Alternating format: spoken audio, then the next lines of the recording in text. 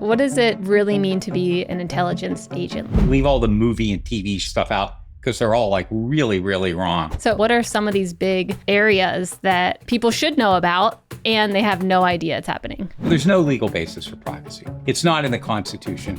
The word's never mentioned. Wow, no, I did not know that. When you talk to people about privacy, they act like it's binary. I have privacy, I don't have privacy. Well, if that were true, nobody has privacy. It seems many people are willing to give up privacy to have access to the luxuries that platforms are giving them. The thing that worries me, it's not factual privacy issues, it's heuristics. There's going to be a whole lot of things coming out, and it's not going to be clear what's true and what isn't true. I mean, how will you know? The truth is, I believe. Hello, everybody. Welcome back to another epic episode of Mission Daily. I'm your host, Stephanie Postles, and today I'm joined by David Holtzman. David was previously the CTO for Network Solutions. He was the chief scientist at IBM. He was the CTO and cybersecurity advisor to 2 different presidential candidates and is a former intelligence agent. Today, he's a chief strategy officer and technical advisor to Neoris Protocol. David, welcome to the show. Thanks. I'm excited to have you here. So, yeah. I'm most excited because your background, you have this very intriguing background blending cybersecurity, classified intelligence. I think you worked for the NSA, cryptography. And so I really just want to start with what drew you into this complex world you're playing in? Yeah, that's a good question. Also, I should say I got a degree in philosophy and I taught philosophy before I did any of this other stuff. Interesting. And they're all about information, right? Philosophy, computers, the internet, intelligence. It's about finding information and making sense of it. And that's what's fascinated me my whole life. So you started with philosophy. At what point did you pivot into these other spaces and why? I needed to go make some money because I got married, had a kid, and I wasn't making any money in philosophy. So I became an intelligence agent, joined the Navy. They sent me to language school for 2 years. I learned Russian. I went to cryptography school. And then I ended up on submarines for 4 years on and off doing spy stuff. And then I came back and I worked at NSA and I was the cosmonaut analyst for the Soviet space program. And meantime, I was using computers the whole time. And I picked up some more degrees in computers and started grad work. And I decided that given a choice, I'd rather do the computer stuff. Yeah. So what does it really mean to be an intelligence agent? Tell us some stories. What were you doing? Paint the scene. Well, a lot of it's still classified. So the NSA and CIA, totally different. And leave all the movie and TV show stuff out because they're all really, really wrong. Oh, bummer. CIA deals with what's called humans or human intelligence. So their job is to get people to tell them things one way or the other, and then report that back up to somebody who makes decisions. NSA is all the electronic stuff. And there's a lot of it. So in the beginning, it was just radio signals. We would put headphones on and listen to somebody talking. That happened in World War II. And then it went through telemetry and stuff. Now it includes all the digital stuff, which is a lot. I mean, all the uplink and downlink from the satellites, GPS stuff. There's so much digital in the world today. And the people at NSA figure out how to collect that information, even when it's encrypted, which I'm sure we'll talk about, and figure out how to make sense of it. So what kind of information were you trying to make sense of, if you can share? At NSA, I was interested in launches of satellite capsules going up to either Salyut or the Mir space station and any military application they had. On submarines, I was interested in whatever was considered a national security mission at the time, because submarines are able to go to places that nobody else can get to, and they don't know you're there. And, without saying the places I went, I did manage to get to the North Pole once, so that was interesting. But sometimes, and I'm not saying us, but we found other countries' submarines in rivers, for instance, in Europe. They can go all kinds of places. And when then you get to the whole cable the cable cutting stuff outside Scandinavia, no matter what they're saying, there's a lot of talk among people I know that actually is submarines. Okay. And how long were you in the NSA for doing this kind of work? 8 years. 8 years. Okay. And then at what point were you deciding you wanted to make the transition back to civilian life? Like, why did you transition out? Because that sounds pretty fun, being on submarines, declassifying things. Well, I was making $17,000 a year. Okay, there's that. And yes. I had a couple of kids at that point. Okay. Computers were catching on. I was a programmer. I programmed, and at that point, 10 or 11 programming languages, I think all of which are obsolete today. But I was interested in it. There were jobs all over the place. And I saw the internet coming really clearly. I didn't know exactly what it was going to be, but everything we use today on the internet, there was some version of it back in the late 80s that was just for scientist types, and it was their own little playground. In the beginning, domain names, it's not like they are today. Today, they're marketing tags, right? So you put up a website, you start a company, and you sit down over a beer and you come up with every name you can think of, and then you go and get the domain name, right? And then you get variants and all that kind of stuff. At the time, nobody was doing that for a while. So it was one domain name equal one website. So the number of domain names were more or less the number of public websites.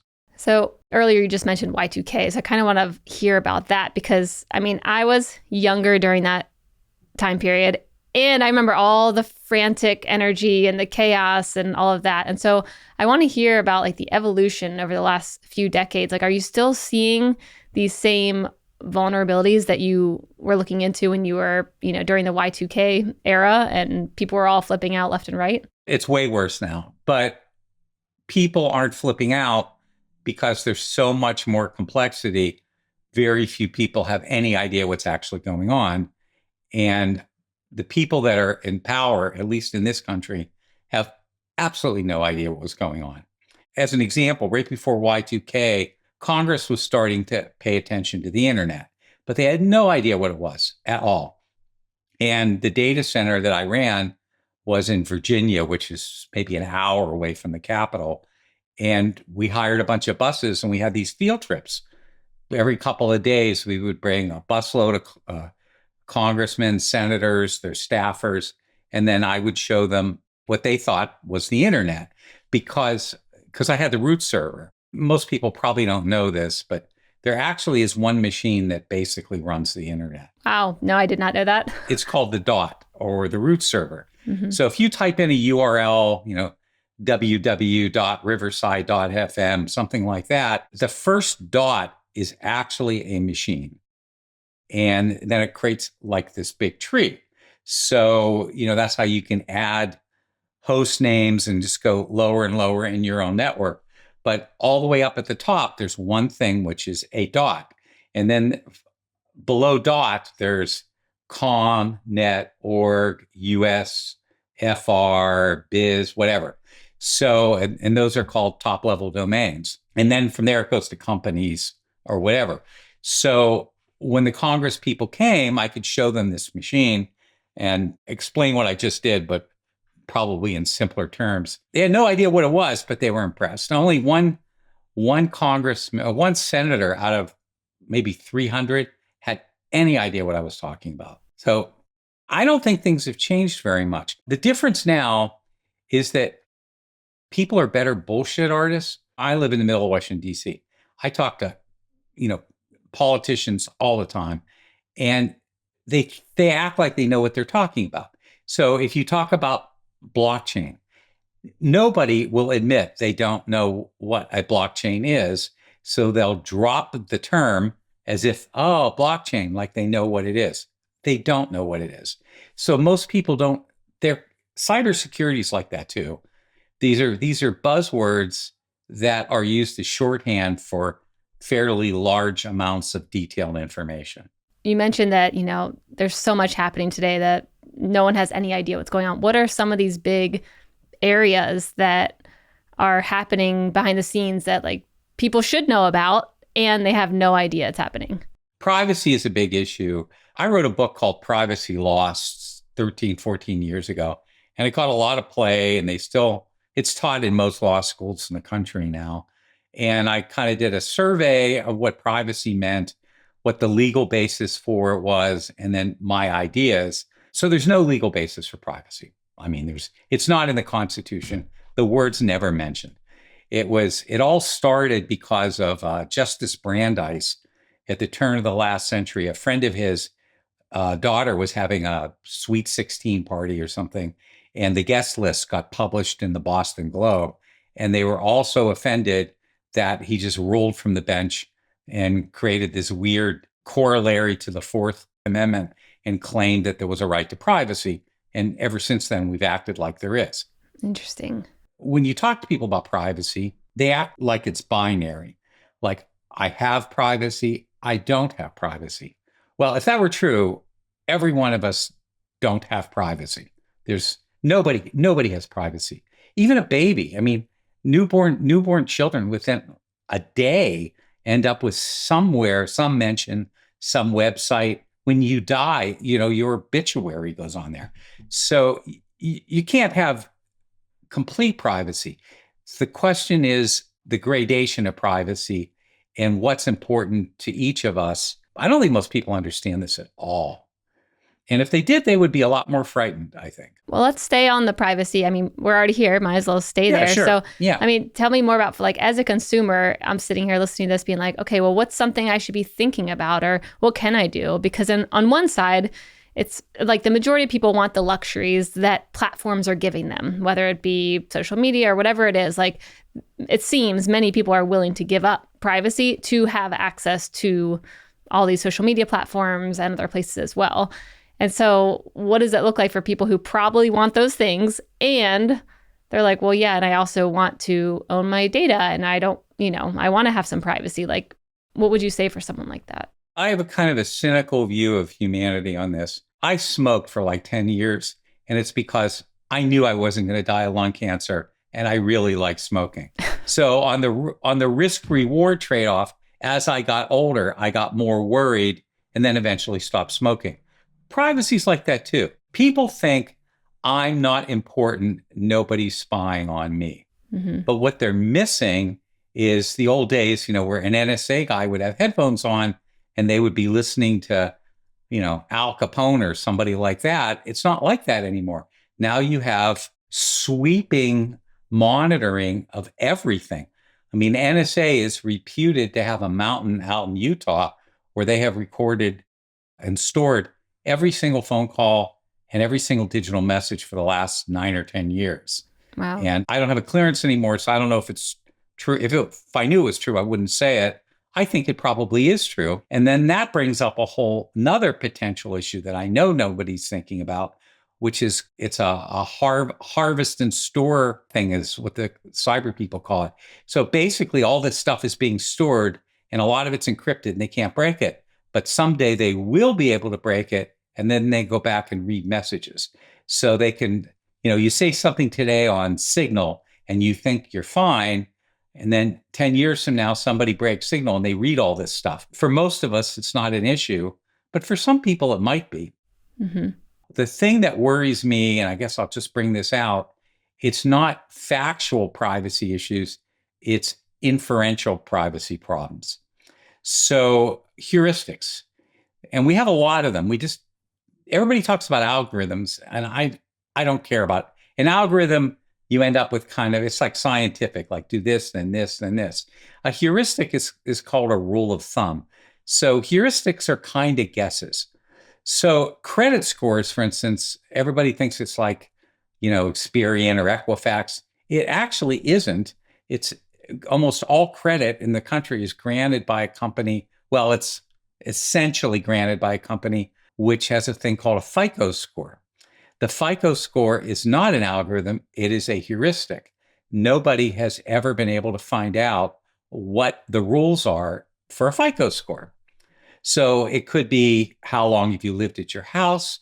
It could be, what kind of job do you have? I mean, it could be, are you white or non-white? you wouldn't know. So TSA's don't fly list is exactly the same kind of thing. Nobody knows what gets you on the don't fly list, and conversely, what gets you off the don't fly list. So as time goes on, more and more things are going to be heuristic, and AI doesn't help that very much. And then decisions are going to be made for us. We may not even know the decision was made, and we will not be able to question it. And if AIs are involved, there's this concept with at least generative AIs, the LLMs. It's impossible to do what they call backchaining. So if ChatGPT tells you something and you say, "Well, tell me how you came to that conclusion," it actually can't do that. So the way these things are designed, you used to be able to do that, and it would go, well, it would be like, a detective would say this, then this, then this, and therefore this. That's an algorithm. Heuristics. So as more and more of our life becomes driven by heuristics, people are going to feel very bad about their identity. And what am I talking about? I'm talking about, at the most benign thing, educational things, like children being heuristically measured and being told that they can't be a scientist, or that they ought to be a tradesperson, or, based upon a heuristic, and maybe genetics too. I mean, we're pretty close to that right now. And then you can get a lot more advanced and more dangerous, where a heuristic could say, well, there was this movie Minority Report based on a Philip Dick book, and I actually got interviewed on BBC that the night it came out because of this issue. So the idea in there is that people, through one way or another, these cops can tell whether you're going to commit a crime, and then they arrest you now, so you never actually commit the crime. Mm-hmm. So that's kind of what we're talking about, is pervasive Minority Report across the world. Got it. Okay. So, I mean, this all sounds pretty terrible. So how, if you're, let's say, talking to your kids, what would you be advising them today with this mindset that the world is going to heuristics and you're going to be judged very quickly? What would you be advising them to shift this? Is there even a possibility to shift it? Or is it kind of well, this is where the world's going and this is what these big companies want to do? So my advice to people has changed a lot in the last 25 years. In the beginning, I used to tell people, think long and hard before you put something in writing on the internet, because, you'll regret it later. And then I went through a period, and I got interviewed for some newspaper about this, and I suggested that parents name their kid vanilla things like, John Smith or something, because it's impossible to Google a John Smith and figure out which one it is. But if you've got a really obscure, interesting, memorable name, guess what? They're going to be able to Google you really fast. And I suggested that, taking those kind of proactive members can lose somebody in the noise, which is a good defensive thing. Now, I just tell people there really isn't anything you can do, really. And you just have to determine the risk. Like, for instance, not to be too political, but given the current environment in Washington, I would think long and hard about writing something that was very critical of this administration, like on X, for instance. Mm-hmm. Because, again, this isn't like Elon Musk is going to watch me or anyone else, but it's not very hard to write a program that says, go through all the stuff on X today and find everybody who was critical of Elon Musk. And it could do that. And that stuff doesn't go away it's very hard to selectively delete on X. You can do it one at a time, but it's really hard to mass delete stuff other than killing your account. And someday they may come for people. I don't know who they is, and I don't know when someday is, but this stuff is going down on our permanent records. What do you think about all the stuff around TikTok right now? Banning it, reverse banning it? What are your thoughts? Is it a distraction? Is this actually because of privacy issues and data and where it's stored? Or have you looked into this? Yeah, I have. I use TikTok. About half of it's complete bullshit. So the thing that people are worried about is not true.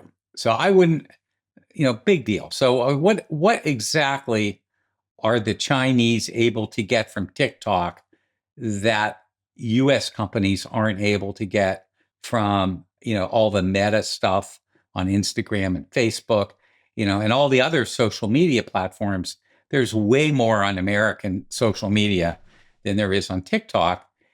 And this data is very hard to protect, and it's hard to use too. So I wouldn't worry too much about that. And there isn't a whole lot of serious stuff that I've seen on TikTok. A lot of it looks like kind of like vague softcore porn recipes. It used to be kids dancing, and there's a lot less of that now. But Mm-hmm. it's just people having a good time mostly. Mm-hmm. Okay. So then nothing really to worry about there or think about. It's just more political distraction. Well, this goes back to a comment I said earlier. Politicians, when it comes to anything like this, politicians are dumb as rocks. And I have worked for quite a few of them in my career. And I know even a few years ago, I know one senator and a couple congressmen that did not know how to use email. Mm-hmm. And they were not 95 years old either. They were like in their 50s.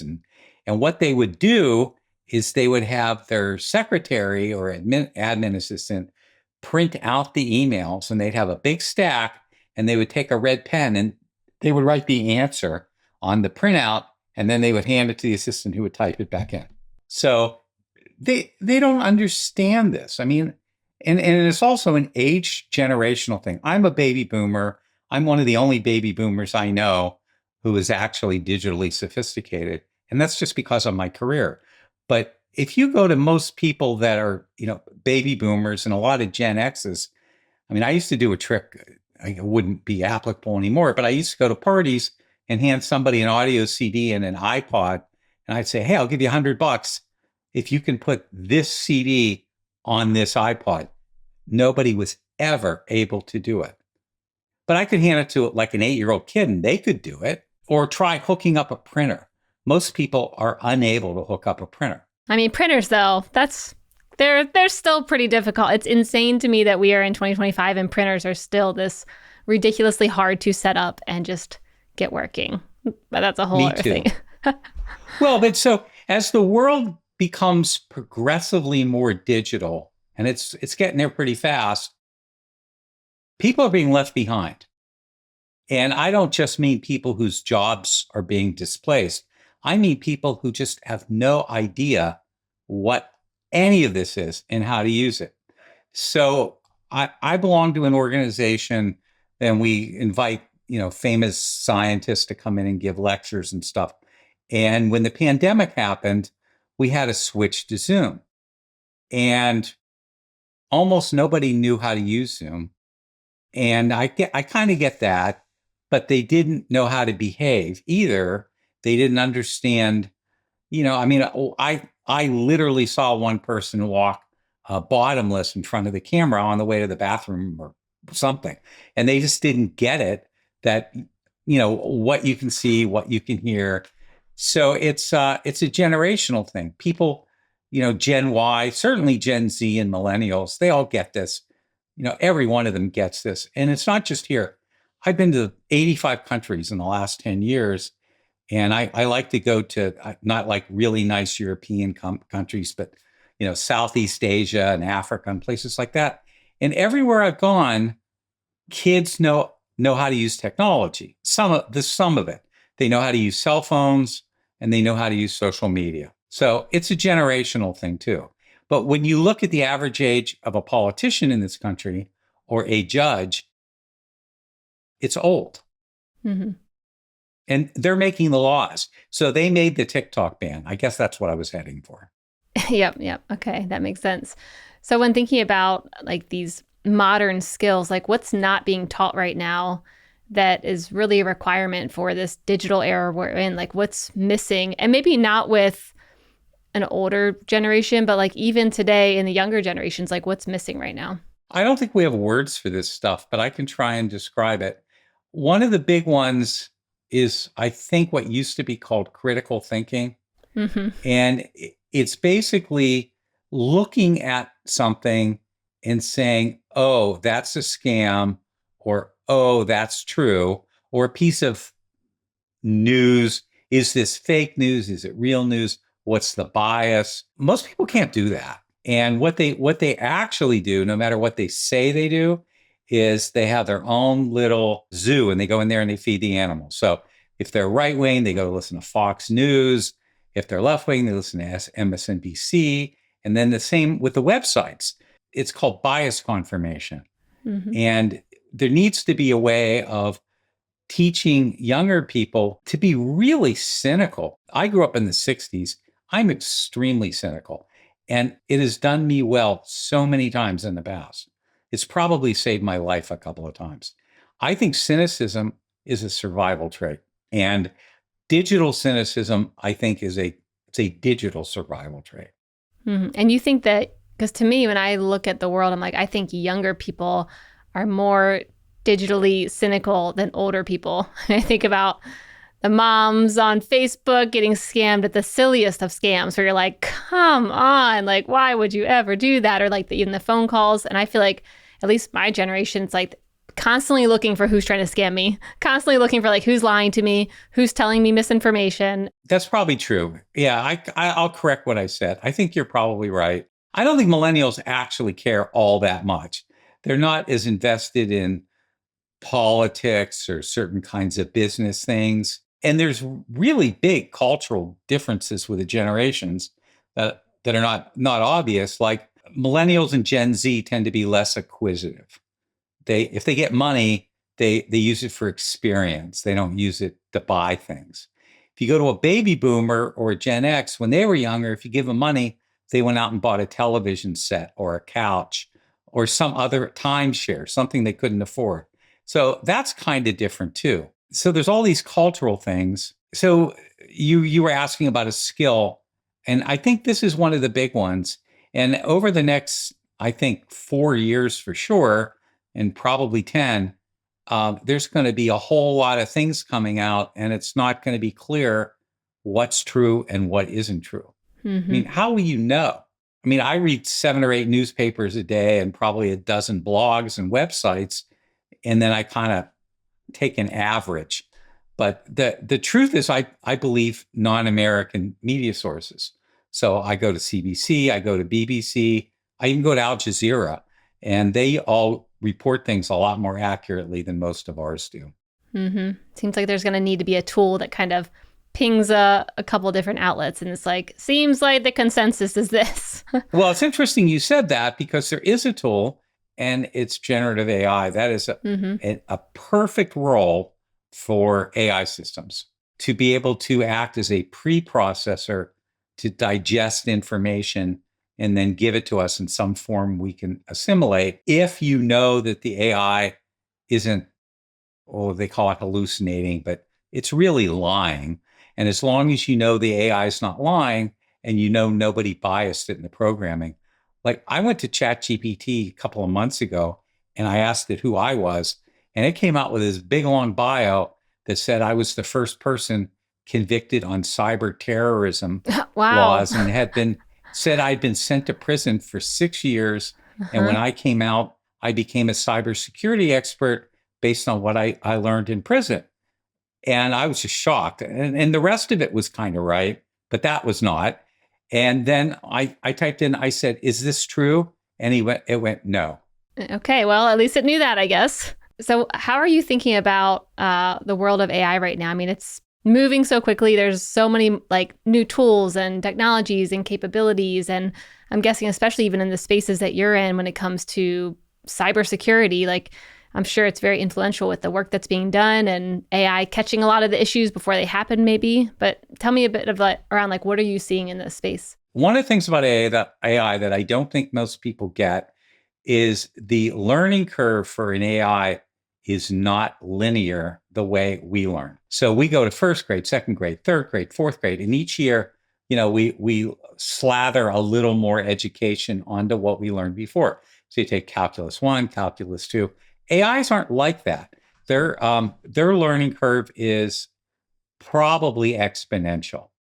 So as they get a certain base set of knowledge, they can go much faster, and they can get to extremely dangerous places quite quickly. And this is there's been a couple of books about this, and the term for that when it becomes sentient is called the singularity. And Nick Bostrom, the philosopher, has written a couple of good books on this.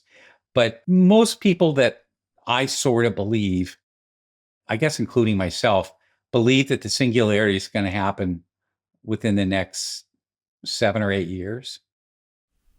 Okay. And I mean, at that point, we're talking kind of a sentient software thing. I mean, it's probably going to be a cloud, I guess. I don't know what it's going to be. I mean, it's not going to be like a little robot, but it's going to be some cloud-based thing.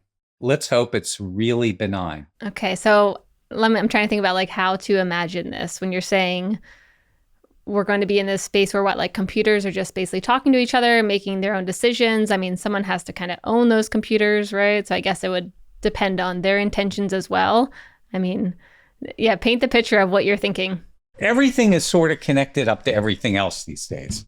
I mean, it's not completely there, but it's getting there really fast.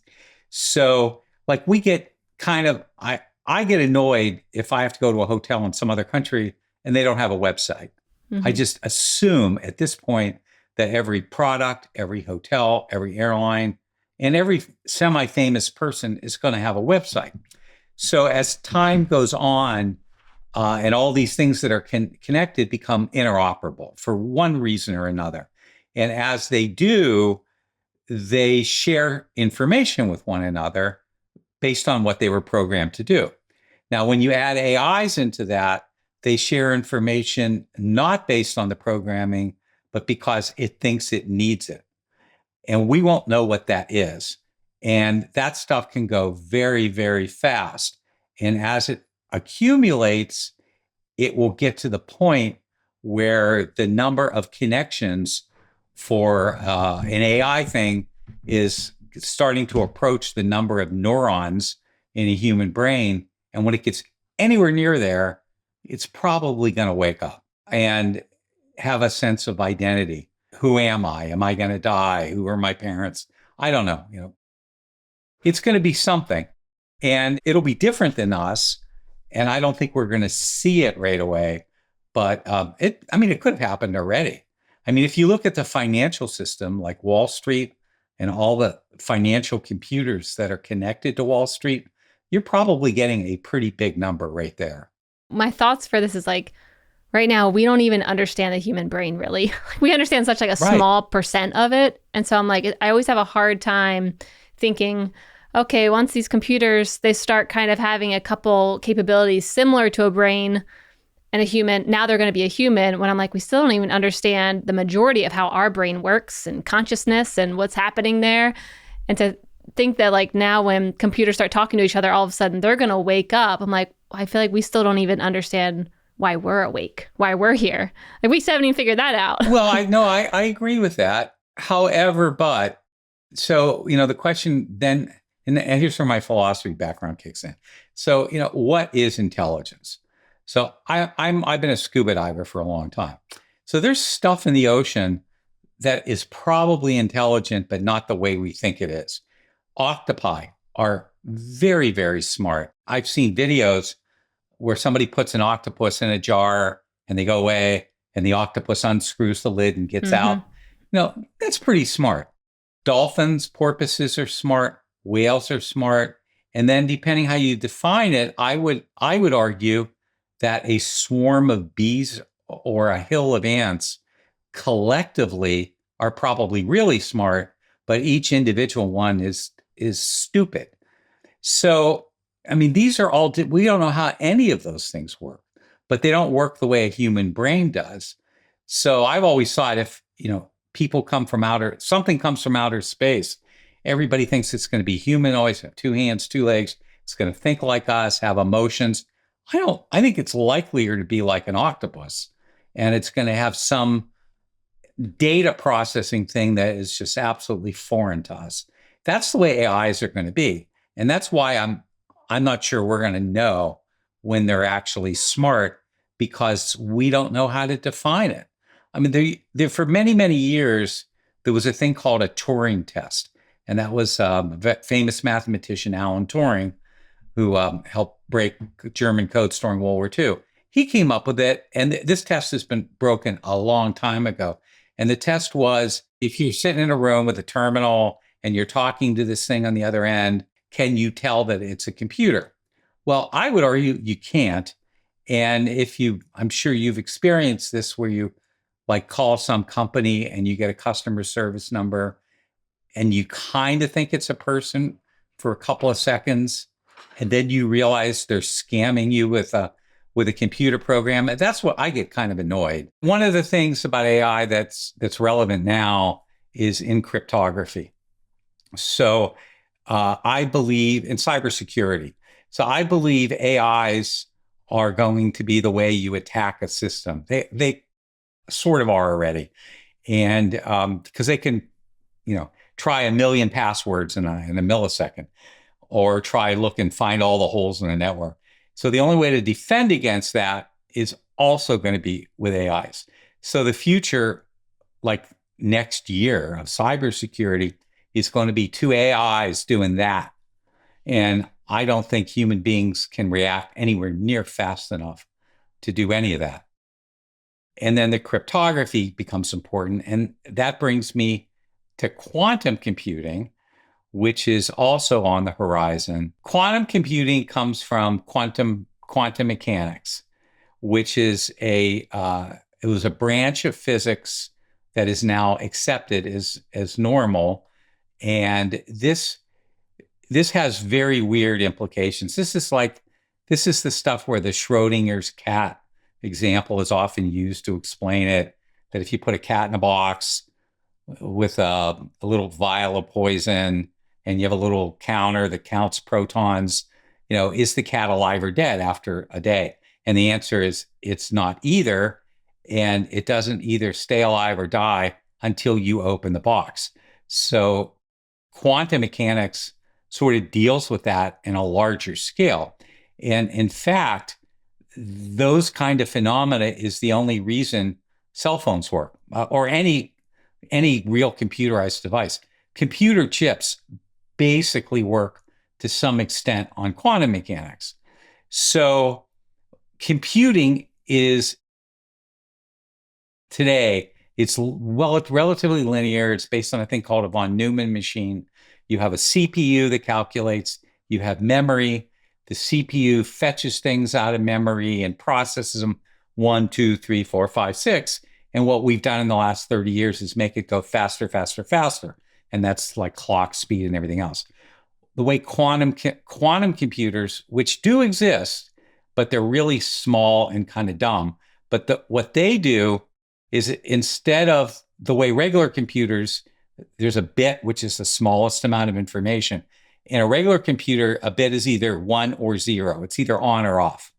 In a quantum computer, it is every imaginable number between 1 and 0, and the actual number isn't decided until some future point. So it's dealing with a probabilistic uncertainty. And the reason this matters is because using this kind of a technology, a quantum computer can break cryptography very, very fast. So all cryptography. What am I talking about? I'm talking about Signal and Telegram and encrypted mail and military messages, intelligence agency messages, bank transfers, everything.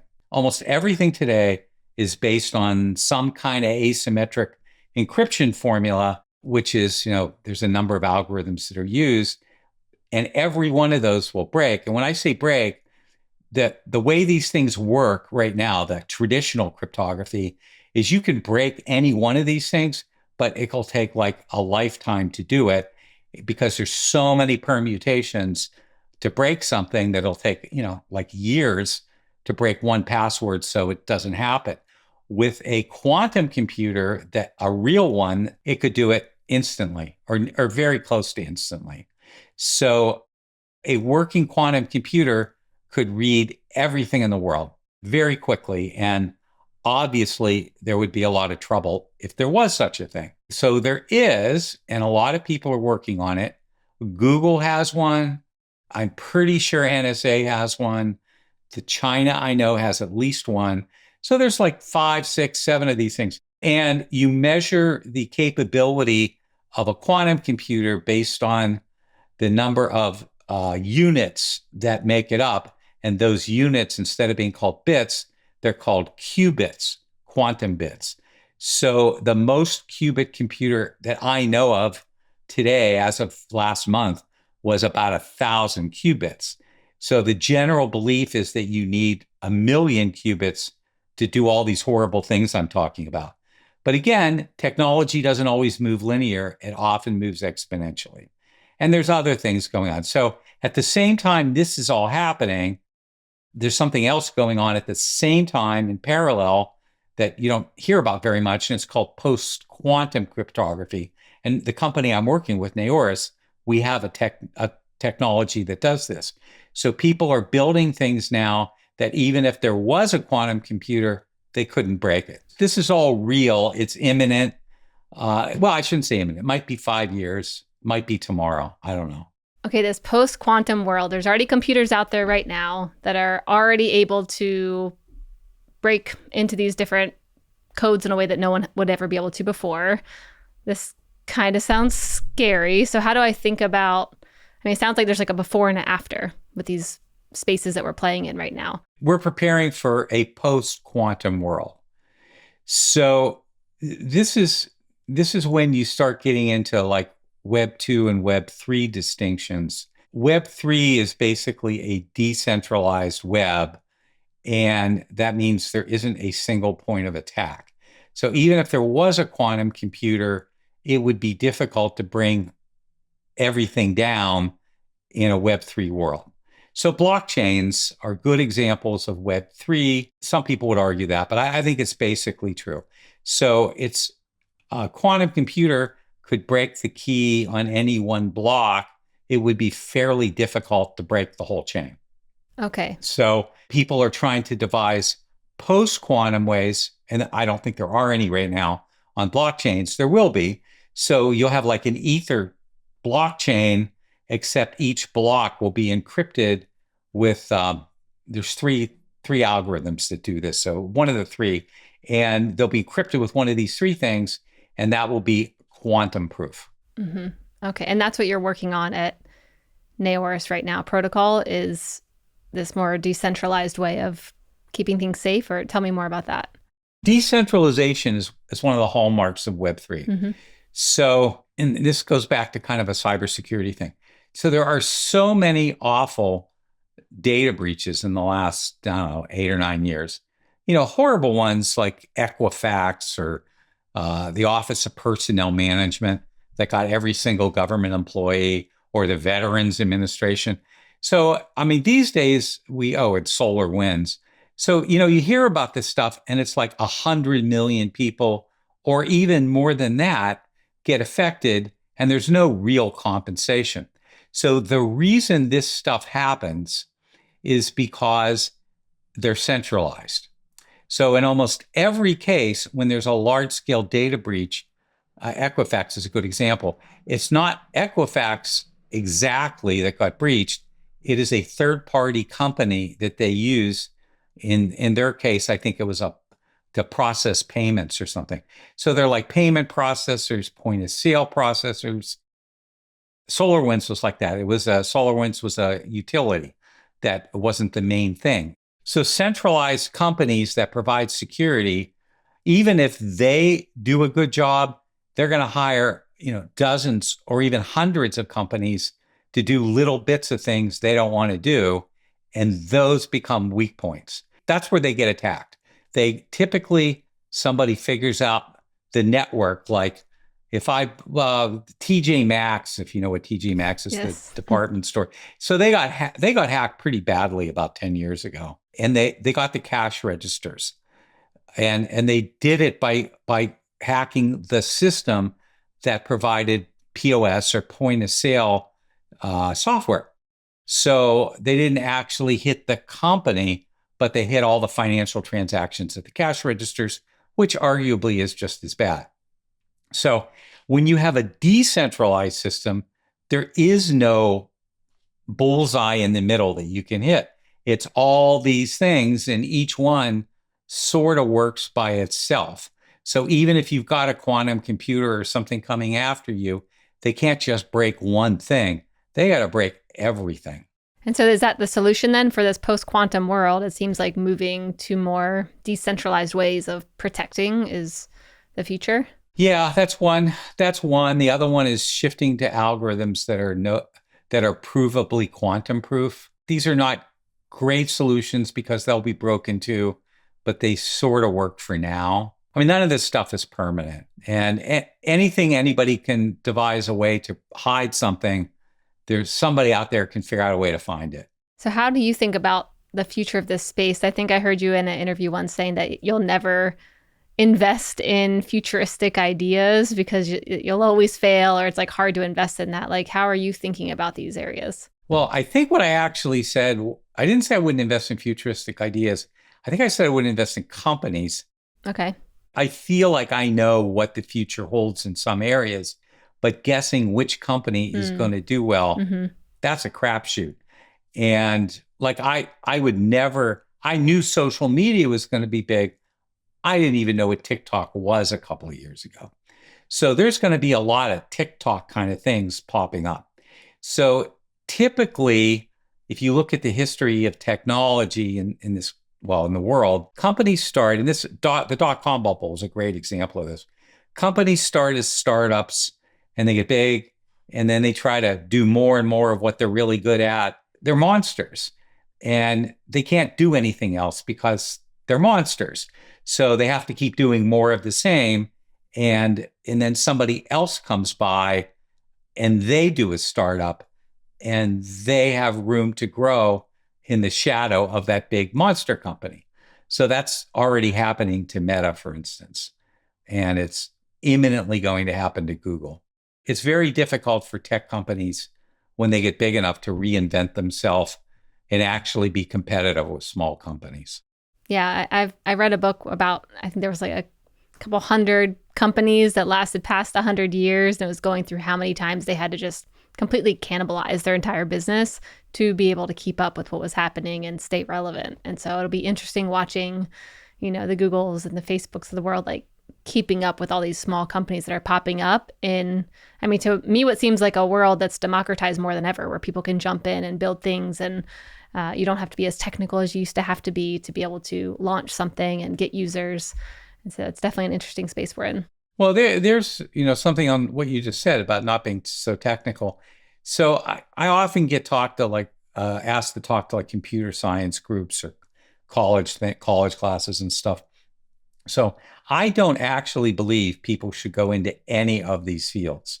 So if we're getting into predictions here a little bit, cybersecurity, I think going through a lot of training for cybersecurity is very close to useless, because what they're doing is they're giving you certificates to teach you how to stop something that happened 8 years ago that is never, ever going to happen again. And that is exactly the reason we still take our shoes off going through airport security, because one guy had something in his shoe, I don't even know how many years ago. So it's looking backwards, not looking forwards. And as far as computer science goes, ChatGPT is actually a pretty good programmer.